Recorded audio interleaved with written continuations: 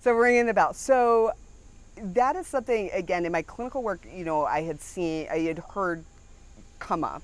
When I was at Dana-Farber, there was a bell in radiology, and I think it is used more definitely in the adult side than in the pediatric side.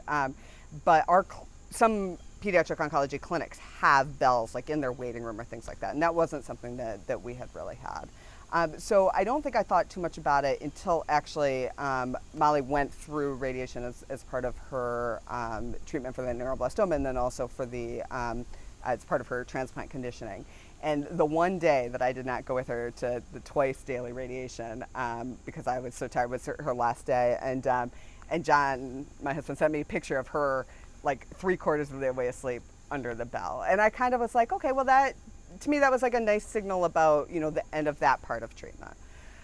And so then over the last year since then, I've watched friends' kids finish treatment. I've been in clinic when kids have finished treatment and have walked down the hall ringing a little bell, and I mean, like, tears just sobbing. And it seemed that it could be something that was meaningful. But again, I think it comes back to the language that we use to talk about it. And nobody knows what Molly's risk of relapse is, but it's probably, neuroblastoma is a nasty cancer, and it comes back. And in some senses she got less treatment than other kids, and in some senses she got more treatment. So we don't know. And so I was very hesitant to do any talk about this is the end.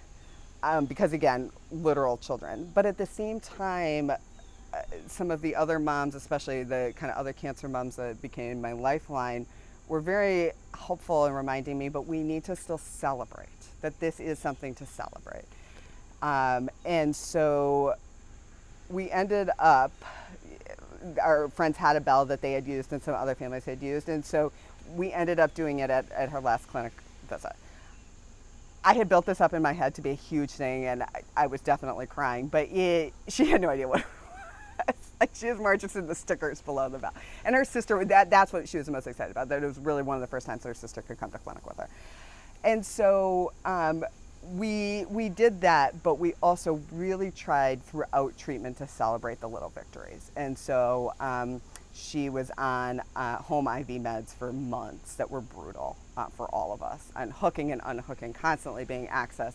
And so we had a family party the day that those stopped and the CMV was undetectable.